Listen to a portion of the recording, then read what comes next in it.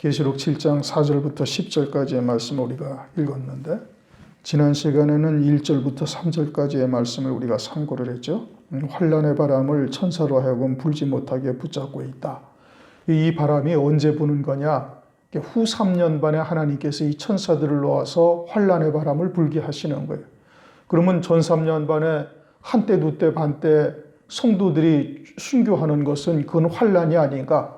영적으로는 죽임을 당하고 고난을 겪고 죽임을 당한다 할지라도 그것은 환난이 아니에요. 다니엘서 12장을 보면은 이와 같은 연단을 통해서 정결하게 하고 희게 하신다.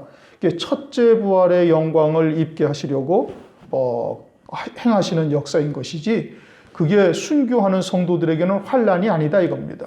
그러면은 이 천사들의 바람은 후 3년 반에 불어서 짐승표를 받고 배도한 음료 교회들을 하나님께서 진노에 심판하시는 것을 말씀하고 있는 거예요. 그들은 이 땅에서도 영원한 멸망이고 하늘나라에서도 영원한 멸망이 되는 거예요. 그러니까 그들에게 환난이지 신실한 성도들이 한때 두때 반때 죽임당하는 것, 순교하는 것 이것을 환난이라고 성경은 말하지 아니하는 거예요. 그것은 오히려 그들을 하여금 첫째 부활의 영광에 이르게 하시는 하나님의 은혜를 입히는 것이죠. 그러니까 이 환난의 바람이 부는 것이 언제냐? 그리고 그들이 해롭게 하는 것이 뭐냐? 해롭게 하는 것이 땅이나 바다나 각종 나무잖아요. 이것이 이제 일반적으로 땅이나 바다를 말하는 것이 아니라 땅에 속한 신앙, 또 바다에 속한 신앙, 각종 나무라 하는 것은 잎만 무성하고 열매가 없는 신앙. 그렇게 마태복음 21장에 주님께서 무화과 나무에 가서 열매를 보려 따려고 가셨는데 아침에 시장하셔서 아무 열매가 없으니까 저주를 하시잖아요. 이제 그것이 하나님의 백성들을 말하는 거거든요. 무화과 나무. 그와 같이 잎만 무성하고 아무 열매 없는 이와 같은 자들에게 후 3년 반 하나님께서 진노의 심판을 하시는 거예요. 그게 환난의 바람인 거예요. 그러니까 환난이라는 뜻이 무엇이냐 이거를 정확하게 알아야지 신실한 성도들이 한때 두때 반때 즉 전 3년 반에 순교하는 게 환난이냐 그건 환난이 아니라니까요. 그걸 환난이라고 말씀하고 있는 것이 아니에요. 그러니 우리가 이와 같은 하나님의 뜻이 무엇인지를 잘 깨달아야 되는 것이고 그 다음에는 이제 하나님의 종들에게 이마에 인을 친다. 인을 친다라는 것은 하나님의 뜻과 완전히 하나가 되게 한다 이겁니다. 이마에 인을 친다라는 것은 생각, 사상 이런 것을 완전히 하나님과 딱 동일하다 이겁니다. 우리가 인감을 갖다가 딱 찍어주면은 이것은 내가 친히 한 것이라는 것을 확증하는 거잖아요. 그처럼 이마에 하나님의 살아계신 하나님의 인을 딱 친다라는 것은 하나님께서 환난 가운데 구원하실 하나님의 모든 뜻을 그 14만 4천의 종들에게 완전히 다 깨닫게 하시고 일치케 하는 거예요. 그래서 그 말씀에 붙들려서 1260일 동안 예언하는 종들로 쓰임받는 것이죠. 그래서 이제 4절로 갑니다. 내가 인맞은 자의 수를 들으니 이스라엘 자손의 각 지파 중에 인맞은 자들이 14만 4천이니 우선 이 14만 4천이라는 것이 실제 종들의 숫자인 겁니다. 이것을 이제 어디서는 일반적으로 이야기하기를 이것은 이제 상징적인 숫자다 이렇게 이야기를 하고 이제 구원받는 하나님의 자녀들이 모두가 다 포함되어 있다 이렇게 이야기를 하는데 그것은 말씀을 잘 못 보고 있는 거예요. 유다 지파 중에 인맞은 자가 1만 2천이잖아요. 유다 지파 사람들이 있는데 그 가운데 인맞은 자가 따로 있다는 거예요. 유다 지파 전체가 1만 2천이라는 것이 아니라 유다 지파가 있는데 그 가운데 인맞은 자가 1만 2천이라는 뜻인 것이죠. 그러니까 각 지파별로 12,000명씩 12지파 14만 4천이라고 말씀하고 있는 것이고 그러니까 이것이 어떤 상징적인 숫자다 또는 환난 가운데 구원받는 하나님의 자녀들을 다 통칭하는 숫자다 이것이 아니라 실제 유다 지파가 있는데 그 가운데 1만 2천 명이 인을 맞았다는 것이고 그 다음에 이제 9절에 가서는 또 이렇게 말씀하시잖아요. 2일 후에 내가 보니 각 나라와 족속과 백성과 방언에서 아무라도 능히 셀 수 없는 큰 무리가 흰 옷을 입고 손에 종려가지를 들고 보좌 앞과 어린 양 앞에 서서 찬양을 하고 있단 말이에요. 그럼 거기서는 아무래도 능히 셀 수 없는 큰 흰옷을 입은 큰 무리가 있어요. 그러니까 이건 14만 4천보다 더 많은 숫자예요. 그 수가 얼마인지는 모르지만 그리고 그들이 14절을 보면은 내가 가로되 내 주여 당신이 알리이다 하니 그가 나더러 이르되 이는 큰 환난에서 나오는 자들인데 어린 양의 피에 그 옷을 씻어 희게 하였느니라. 그렇게 말씀을 하고 있어요. 아무래도 능히 셀 수 없는 큰 무리가 환난 가운데 나오는 자들이다. 그런데 14만 4천이 모든 구원받는 자들의 총수다라고 이야기한다면은 서로 앞뒤가 안 맞는 것이죠. 그러니까 14만 4천은 실제 14만 4천의 수인 것이고, 이제 그리고 이 아무라도 능히 셀 수 없는 큰 무리가 환난 가운데서 어린 양의 피에 그 옷을 씻어 희게 한 무리들이 따로 또 있는 거예요. 그것은 14만 4천보다는 훨씬 더 많은 숫자인 것을 말씀하고 있는 거예요. 그러니까 14만 4천이라는 숫자가 어떤 상징적인 의미다, 구원받은 자들의 총수다, 뭐 이렇게 말하는 것은 잘못된 거다 이겁니다.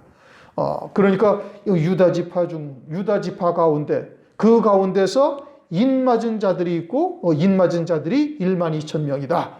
그리고 유다 지파 가운데 환난 가운데 구원받는 자들이 또 있어서 그들은 전부를 따지면은 아무라도 능히 셀 수 없는 큰 무리가 또 있다. 이제 이렇게 말씀을 이제 정확하게 볼 수가 있어야 되는 것이죠. 그러면은 이제 인 맞은 자들은 뭐냐? 그래, 지금 뒤에 아무라도 능히 셀 수 없는 무리가 흰 옷을 입었죠. 그 흰 옷을 입었다라는 것은 뭘 말하고 있어요? 그것은 요한계시록 6장에서 이미 산구한 것처럼 예수의 증거와 하나님의 말씀을 인하여 순교한 성도들이에요. 그러니까 순교한 성도들이 있고 그들은 흰 옷을 입고 있고, 그리고서는 14만 4천의 종들은 우리가 환난 날에 사역할 두 증인들이니 이들은 순교한 성도들보다 신앙이 더 이제 앞선 자들이죠. 이제 다니엘과 세 친구를 갖다가 비유로 우리가 본다면은 세 친구는 순교한 성도들에 들어가는 것이고, 다니엘은 이제 그들을 순교의 신앙에까지 이르게 하는 이제 길로 인도한 그와 같은 자리에 있음을 말하는 거예요. 그러니까 14만 4천의 종들은 다니엘과 같은 자리에 있는 종들이고, 아무라도 능히 셀 수 없는 흰옷 입은 무리들은 이제 다니엘의 세 친구와 같은 순교의 신앙에 선 성도들, 이렇게 지금 볼 수가 있는 겁니다. 그러면 14만 4천 종들은 어디서 뽑아요? 그 순교의 신앙의 선자들 가운데 하나님께서 그들을 갖다가 또 불러서 14만 4천의 종으로서 하나님께서 그들을 사용하시는 것이죠. 14만 4천의 종들에 대해서는 이제 계시록 14장에서 말씀을 하고 있어요. 그들이 어떠한 신앙을 가진 자들인가에 대해서 말씀을 하고 있고, 그러니까 이제 그것은 뒤에 가서 다시 또 이제 상고하도록 그렇게 하겠습니다. 그러면서 이제 5절에서부터 8절까지에 보면은 유다 지파로부터 12지파가 나오죠. 우선 이 지파는 구약의 12지파를 말하는 것이 아니다 이겁니다. 첫 번째는 그거예요. 구약의 12지파는 르우벤 지파부터 시작을 해요. 그런데 여기서는 유다 지파로부터 시작을 하고, 그리고 구약의 지파 가운데 단 지파나 에브라임 지파가 빠졌어요. 여기서 지금 단 지파, 에브라임 지파는 없고 요셉 지파와 레위 지파가 들어가 있어요. 레위 지파는 원래 12지파에 들어가 있질 않았었습니다. 그러니까 이것은 구약의 12지파를 말하는 것이다 라고 한다면 그건 잘못 얘기한 거예요. 왜냐? 우선 구약의 12지파는 르우벤 지파부터 시작을 하는데 르우벤 지파부터 시작하지를 아니했다 이겁니다. 창세기 49장, 민수기 1장, 역대상 2장에서도 전부 다 르우벤 지파로부터 시작을 하는데 여기서는 유다 지파로부터 시작을 했고, 그 다음에는 이제 그 에브라임 지파와 그 다음 그 다한 지파가 빠져 있어요. 그리고서는 요셉 지파와 레위 지파가 들어가 있다. 그러니까 구약의 12지파가 우선은 문자적으로 아니에요. 그 다음에 야고보서 1장 1절을 보시면은, 야고보서 1장 1절은 신약 성경이죠. 야고보서 1장 1절. 하나님과 주 예수 그리스도의 종 야고보는 흩어져 있는 12지파에게 문안하노라. 그러면 야고보서의 12지파라고 말씀하시는 이 12지파는 구약의 12지파를 말하는 거예요? 아니면은 영적인 유대인들의 12지파를 말하는 겁니까? 영적 유대인의 12지파를 말하는 것이죠. 로마서 2장 28절. 대저 표면적 유대인이 유대인이 아니요 표면적 할례가 할례가 아니라 오직 이면적 유대인이 유대인이며 할례는 마음에 할지니. 그러니까 여기서 말씀하시는 이 12지파, 유다 지파로부터 쭉 기록하고 있는 12지파는 그리스도 안에서 아브라함의 자손이 된 12지파를 말하고 있는 겁니다. 영적 유대인을 말하는 거예요. 세대주의자들이 이제 요한계시록이 오늘날 교회와는 상관이 없고, 왜? 교회는 환란 전에 다 휴거돼서 올라간다고 이야기를 하는 이제 소설 같은 이야기를 믿고 있는 자들인데, 그들이 말하기를 이렇게 12지파의 이름이 기록되어 있었으니까 이 요한계시록은 혈통적 유대인들에게 해당되어지는 것이고, 교회는 여기에 상관이 없다. 교회는 재림 전에, 환란 전에 주님께서 공중 재림하실 때 교회는 다 들려 올라가고, 신앙이 좀 덜 떨어진 자들만 남아서 환란을 겪는다. 이런 소설책 같은 이야기를 믿고 있는 자들이 하는 얘기예요. 이 12지파가 혈통적 유대지파를 말하는 것이다. 그러니까 요한계시록이 유대인들에게 해당되는 것이지 교회에게 해당되는 것이 아니다 라고 잘못된 주장을 하고 있다 이겁니다. 그러나 그것이 아니라는 것을 지금 말씀드린 겁니다. 이 유다 지파로부터 이야기하는 12지파는 누구를 말하는 거예요? 교회의 영적 유대인들을 말씀하고 있는 것이고, 그건 야고보서 1장 1절에서도 우리가 확인해 볼 수가 있는 것이고, 그러면은 누가 유다 지파냐? 그것은 이제 구약에서 창세기 49장을 보면은 12지파를 쭉 이제 야곱이 축복을 하면서 내용을 설명을 하셔요. 이게 영적으로 거기에 해당되어지는 자들을 말하는데, 유다라는 이름은 뭐냐? 찬송이라는 이름이에요.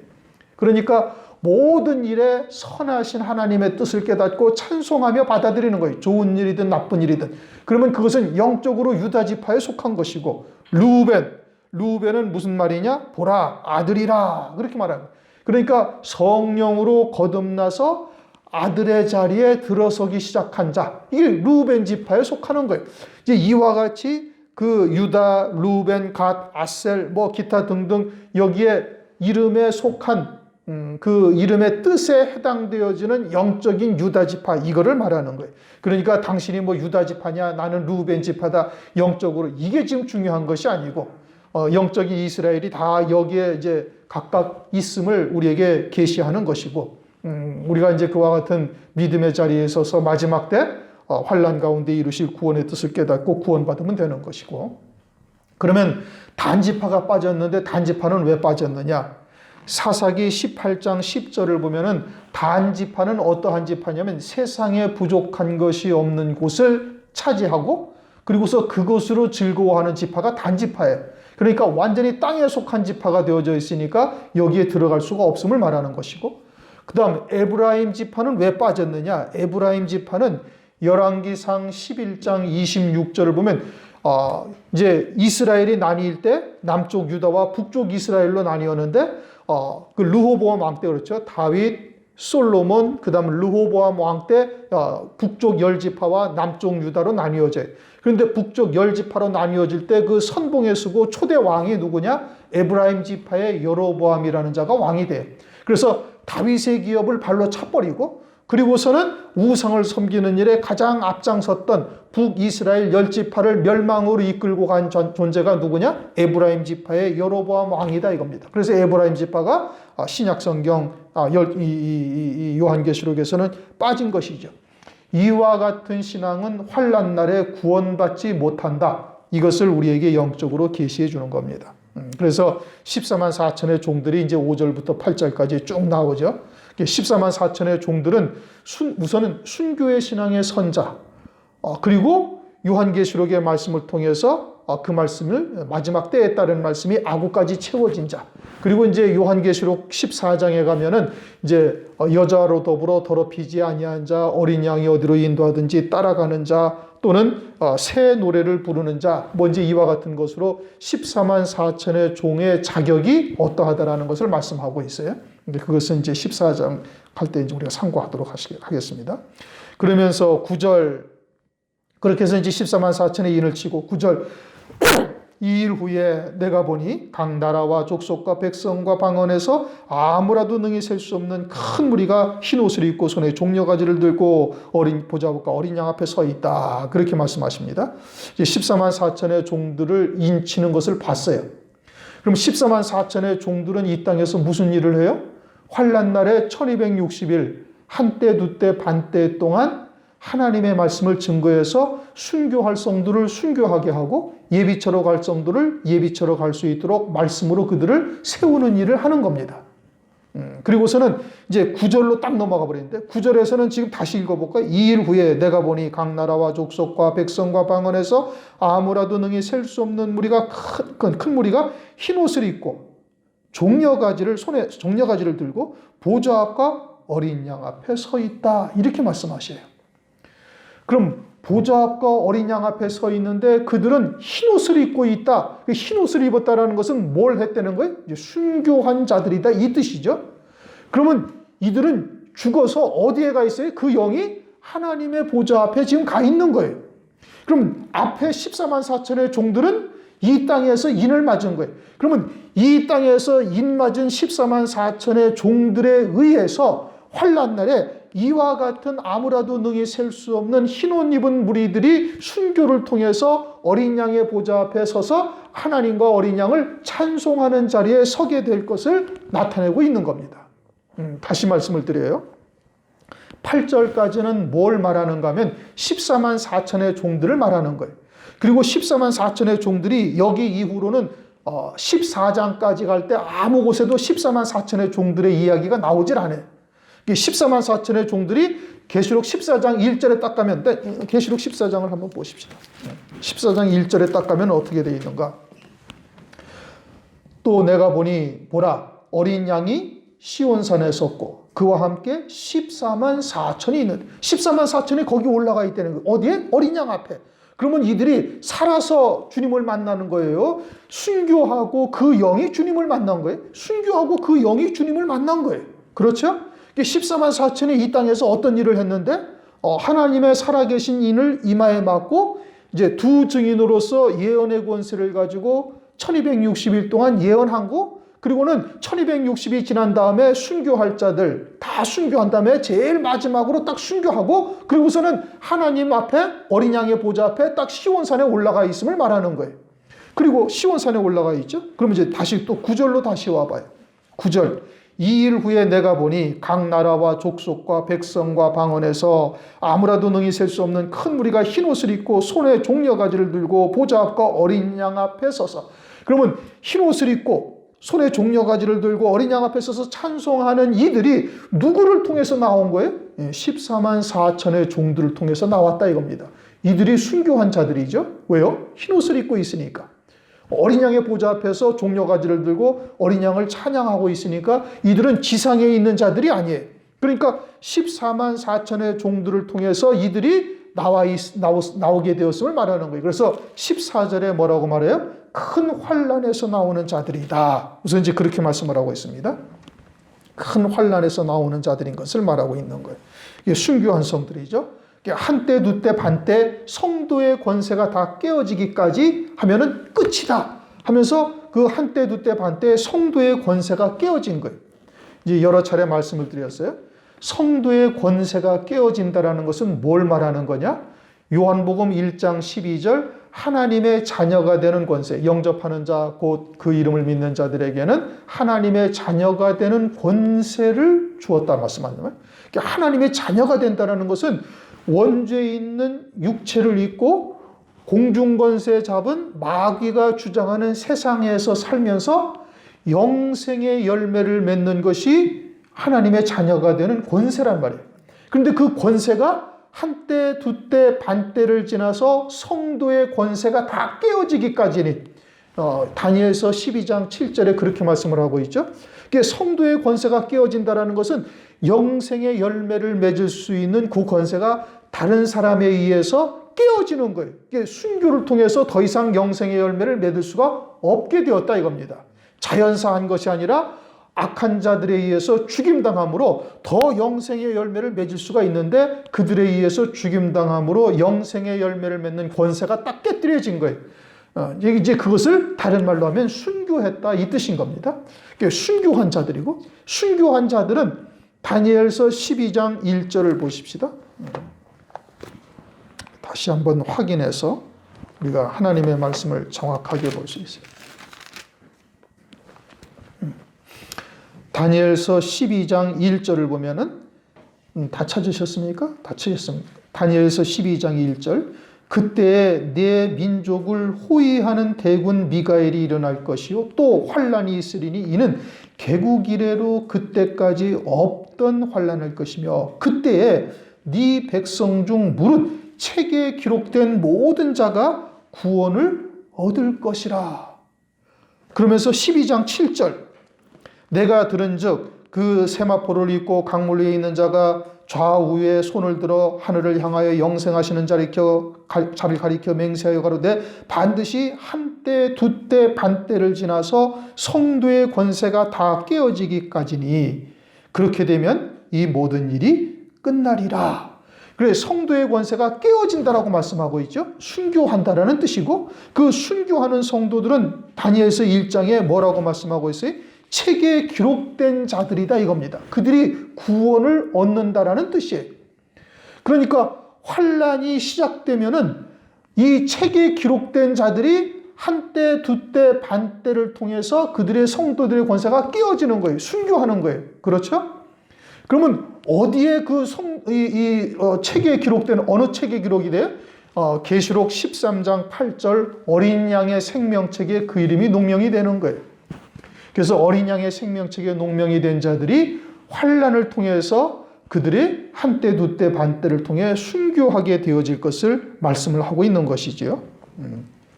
자, 이제 우선 이제 4절부터 8절까지는 14만 4천의 종들에 대해서 말씀하는 거예요. 그래서 그 숫자가 구원받는 자의 총수가 아니다 이겁니다. 그건 실제 14만 4천이라는 숫자인 것이고 왜?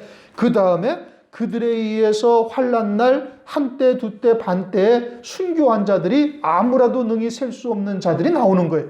아무라도 능히 셀 수 없는 자들이 흰 옷을 입고 손에 종려가지를 들고 그들을 통해서 나오는 자들인 것을 말씀하고 있는 겁니다. 그런데 이제 문제는 그러면은 아무라도 능히 셀 수 없는 큰 무리다. 지금 이렇게 말씀하셨어요, 성경에. 그런데 이제 우리가 성경에서 마지막 때는 노아의 때와 같다, 롯의 때와 같다 이렇게 말씀하셨죠. 또 누가복음 18장 8절을 보면 인자가 올 때 세상에서 믿음을 보겠느냐 이렇게 말씀을 하셨어요. 그러면은 그 말씀은 분명히 그렇게 많은 수가 아니라는 뜻이에요. 인자가 올 때 세상에서 믿음을 보겠느냐? 노아의 때와 같다? 겨우 8명 구원받은 것이에요. 그 다음에 롯의 때와 같다? 롯은 겨우 소돔성에서는 빠져나왔지만 결국은 멸망의 길을 간 자예요. 그러니까 구원받는 자의 수가 그냥 셀 수 없이 무지무지하게 많다. 이런 의미로 받아들일 수는 절대 없는 말씀이에요. 그런데 여기서는 뭐라고 말씀하셨어요? 아무래도 능히 셀 수 없는 숫자. 이것은 우선 14만 4천의 숫자는 아니에요. 그렇죠? 왜? 14만 4천은 이미 4절에서 말씀을 하셨는데 14만 4천을 가지고 아무래도 능히 셀 수 없는 큰 무리라고 이야기한다면 그건 성경이 지금 앞뒤가 불과 몇 절 사이에 앞뒤가 안 맞게 되는 것이죠. 그러니까 14만 4천보다는 많은 숫자예요. 14만 4천보다는 많은 숫자인데 그러면 이것이 얼마나 많다는 숫자냐? 수백만 또는 정말 사람이 그냥 눈으로 이렇게 헤아릴 수가 없다니까 수백만 아니면 그 이상이 된다는 숫자를 의미하는 거냐? 이제 이게 문제인 거예요. 누가복음 18장 8절은 인자가 올 때에서 세상에서 믿음을 보겠느냐? 노아의 때와 같다, 롯의 때와 같다 이렇게 말씀하셨는데 그것은 많지 않다는 뜻이거든요. 그럼 이것이 어떻게 되는 거냐? 민수기 23장을 봅시다.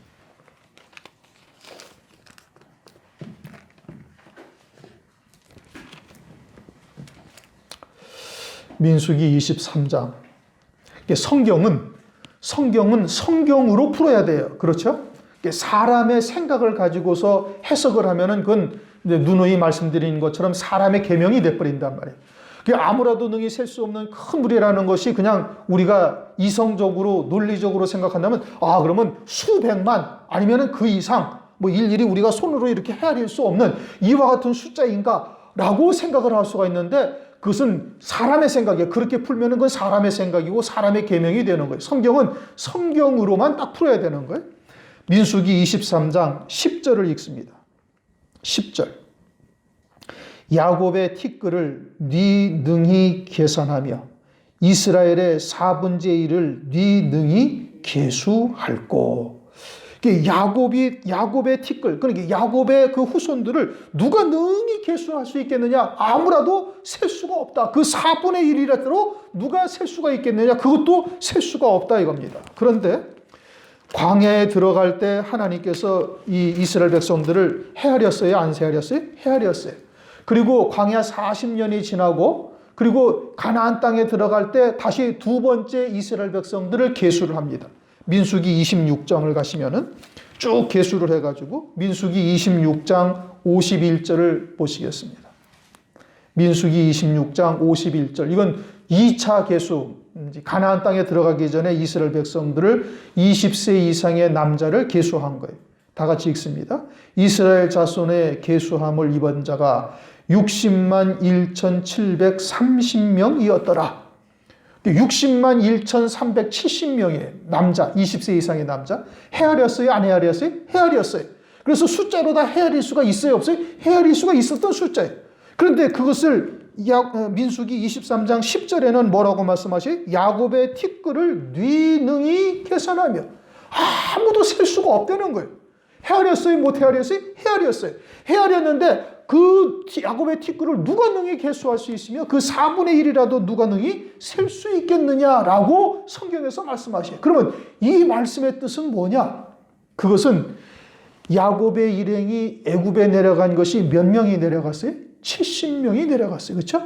70명이 내려가서 430년 만에 60만 남자 20세 이상의 남자만 60만 명이 넘게 그 숫자로 따진다면 거의 200만이 넘는 자들로 막 생육 번성한 거예요. 그러니까 70명이 내려간 거에 비해서 이거는 어마어마한 숫자인 것이고 70명에 비해서 참으로 엄청난 생육 번성하였음을 나타내는 표현으로 이렇게 말씀하신 것이다. 이 뜻인 겁니다.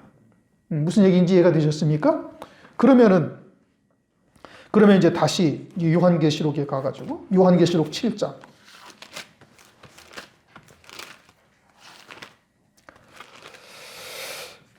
요한계시록 7장에 이제 9절. 2일 후에 내가 보니 각 나라와 족속과 백성과 방언에서 아무라도 능히 셀 수 없는 큰 무리가 흰 옷을 입고 손에 종려가지를 들고 보좌와 어린 양 앞에 서서 라는 이 숫자는 14만 4천보다는 많은 숫자예요.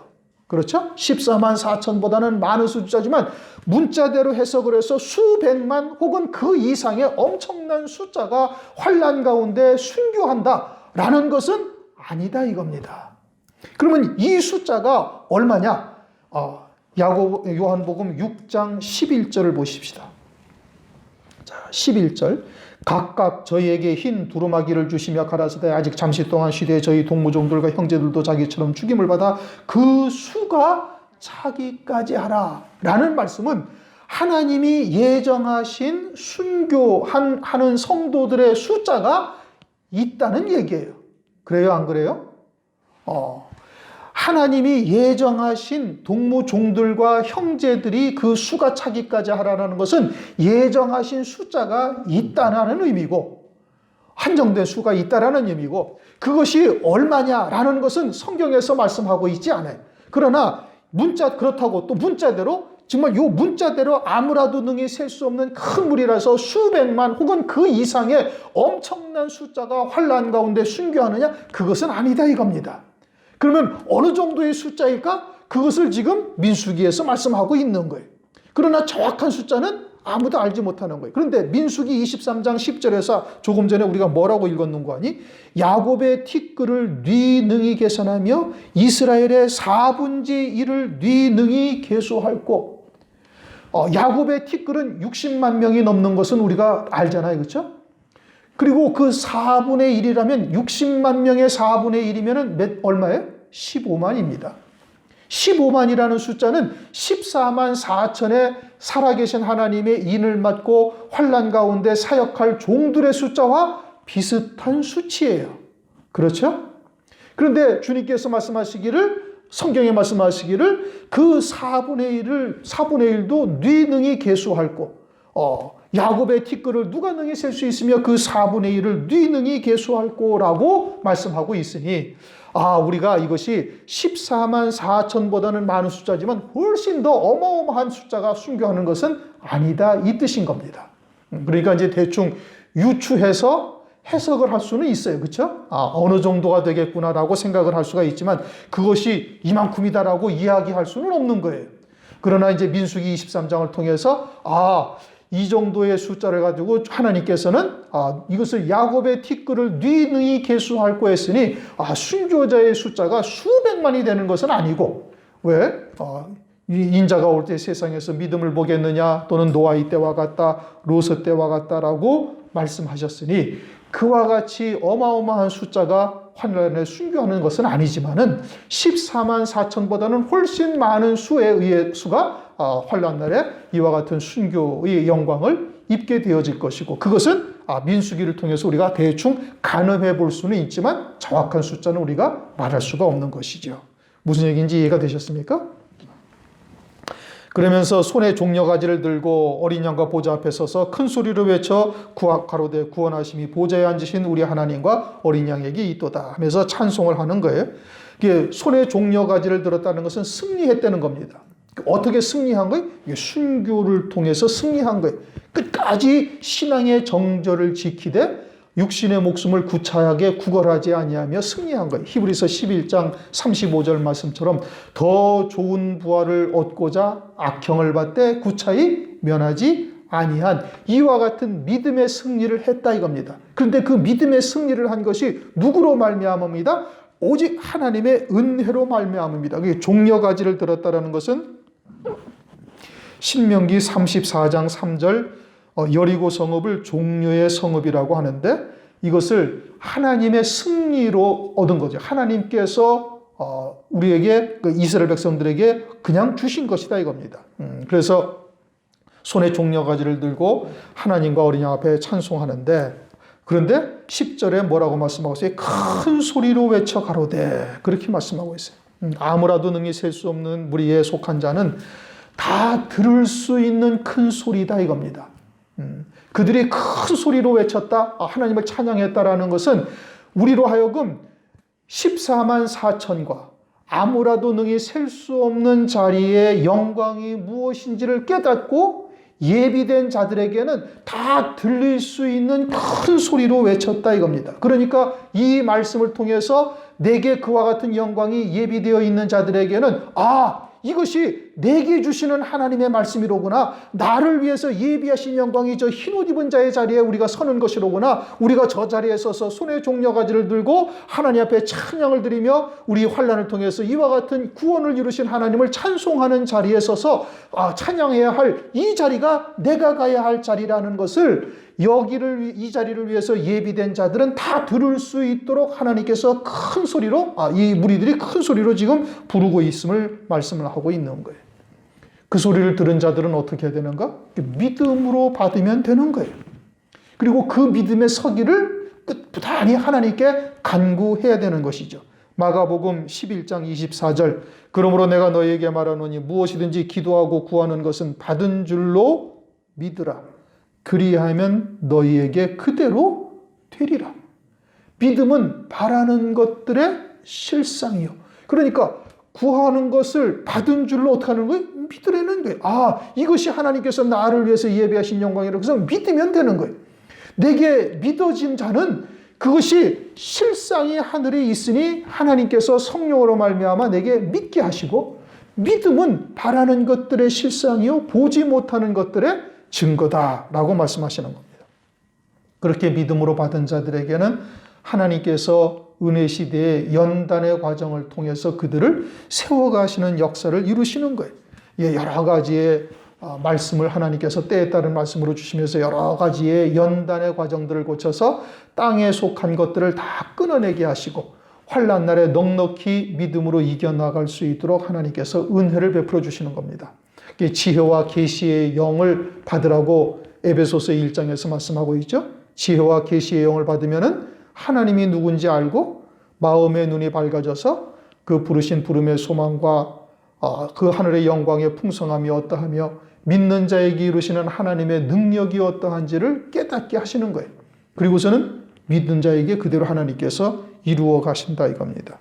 골로새서 1장 11절 그 영광의 힘을 쫓아 모든 능력으로 능하게 하시며 기쁨으로 모든 견딤과 오래 참음에 이르게 하시고 우리로 하여금 빛 가운데서 성도의 기업의 부분을 얻기에 합당하게 하신 하나님 아버지께 감사하게 하시기를 원하노라.